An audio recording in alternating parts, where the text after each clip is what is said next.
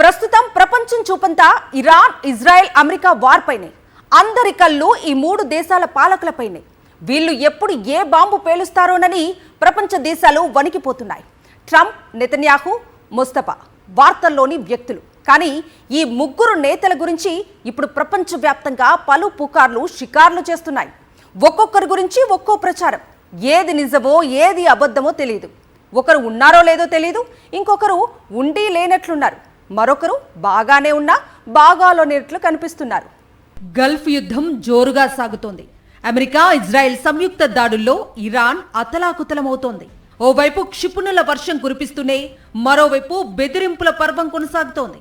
Iran స్థావరాల్ని నాశనం చేశామని America, Israel చెప్పుకుంటుంటే, ఇజ్రాయెల్లో కీలక స్థావరాల్ని ధ్వంసం చేశామని ఇరాన్ కూడా ప్రకటనలు గుప్పిస్తోంది. ఈ క్రమంలో ఈ దేశాల అధినేతలపై కూడా పలు పుకార్లు వినిపిస్తున్నాయి. ఇరాన్ నూతన supreme leader Ayatollah Mustafa Khamenei ఉనికిపై ఊహాగానాలు చెలరేగుతున్నాయి. ముస్తఫా మరణించి ఉండొచ్చని ఒక దశలో అమెరికా, ఇజ్రాయెల్ ప్రకటించుకున్నాయి. అయితే ఈ వ్యాఖ్యల్ని ఆ రెండు దేశాలు నిర్ధారించలేదు. అదే సమయంలో ఇరాన్ కూడా తమ కొత్త సుప్రీం లీడర్ పై ఎలాంటి వ్యాఖ్యలు చేయలేదు.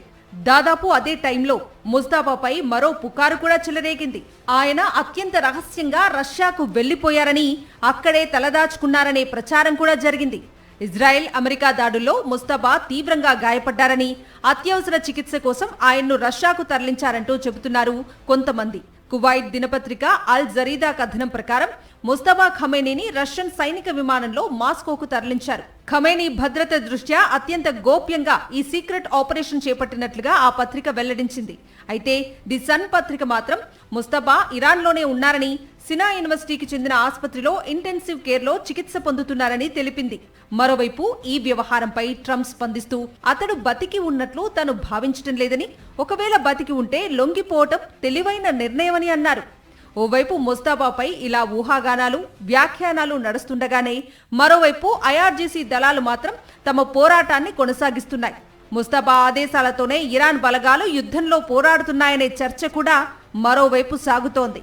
ముస్తఫా వ్యవహారం ఇలా సాగుతుండగా మరోవైపు ఇజ్రాయెల్ అధ్యక్షుడు నెతన్యాహుపై పుకార్లు వినిపించాయి. ఇరాన్ జరిపిన క్షిపణి దాడుల్లో ఆయన మృతి చెందారంటూ ఒక దశలో భారీగా ఊహాగానాలు వ్యాపించాయి. ఇరాన్తో యుద్ధం గురించి ఒక వీడియోలో నెతన్యాహు మాట్లాడారు. ఆ వీడియోలో ఆయన చేతికి 6 వేళ్లు ఉండటం గమనించారు నెటిజన్లు. దీంతో అది ఏఐ వీడియో అని, నెతన్యాహు మరణించి ఉంటారని, అందుకే ఇలా ఏఐ వీడియోతో కప్పిపుచ్చుతున్నారనే ప్రచారం మొదలైంది. నెతన్యాహు బతికి ఉంటే ఎందుకు ఫేక్ వీడియో రిలీజ్ చేయాల్సి వచ్చిందంటూ ప్రపంచ మీడియా మొత్తం వార్తలిచ్చింది. ఈ నేపథ్యంలో నెతన్యాహు కార్యాలయం వీటిపై స్పందిస్తూ ఆయన క్షేమంగానే ఉన్నారని స్పష్టం చేసింది. ఆ తర్వాత కొన్ని రోజులకు నెతన్యాహు కూడా వీడియో పెట్టారు. ఇది ఒరిజినల్ వీడియోనే అని, తన చేతికి 6 వేళ్లు లేవని కూడా ఆయన నవ్వుతూ చెప్పిన వీడియో వైరల్ అయింది. అయితే ఎప్పటికప్పుడు నెతన్యాహు ప్రకటనలు బయటకొస్తున్నప్పటికీ ఆయన ఎక్కడున్నారనే అనుమానాలు మాత్రం వ్యక్తమవుతూనే ఉన్నాయి. ఆయన తన కుటుంబ సభ్యులతో కలిసి అజ్ఞాతంలోకి వెళ్లారని, బహుశా మరో దేశంలో ఆయన ఉండి ఉండొచ్చనే ప్రచారం ఇప్పటికీ నడుస్తోంది. అటు అమెరికా అధ్యక్షుడు ట్రంప్ ఆరోగ్య పరిస్థితిపై కొత్త కథనాలు మొదలయ్యాయి. ఎయిర్ ఫోర్స్ 1 విమానం నుంచి డొనాల్డ్ ట్రంప్ అతి జాగ్రత్తగా మెట్లు దిగుతున్న వీడియో ఒకటి ఆయన ఆరోగ్య పరిస్థితిపై కొత్త చర్చకు దారితీసింది. మార్చి 21న ఫ్లోరిడాలో ల్యాండ్ అయినప్పుడు తీసిన ఈ వీడియో 79 ఏళ్ల ట్రంప్ ఆరోగ్య పరిస్థితిపై అనుమానాలు లేవనెత్తింది. ఆయన విమానం నుంచి బయటకు రావటమే ఊగుతూ వచ్చారు. ఆ తర్వాత చాలా జాగ్రత్తగా మెట్లు దిగుతూ కనిపించారు. కనీసం తలపైకెత్తి కూడా చూడలేదు. ఒక్కో మెట్టును జాగ్రత్తగా గమనిస్తూ మెల్లగా దిగారు. దీనికంటే ఒక రోజు ముందు జరిగిన మరో కార్యక్రమంలో కుర్చీలో కూర్చోవటానికి కాస్త ఇబ్బంది పడుతూ కనిపించారు ట్రంప్. 2 చేతులు బల్లపై పెట్టి జాగ్రత్తగా కూర్చున్నారు. మోకాళ్లు వంచినప్పుడు బాధతో ఆయన ముఖం కాసేపు బిగుసుకుపోయింది. ట్రంప్ ఆరోగ్యంపై ఊహాగానాలు చెలరేగటం ఇదే తొలిసారి కాదు. మొన్నటికి మొన్న మెడ వెనుక పెద్ద మచ్చతో కనిపించారు ట్రంప్.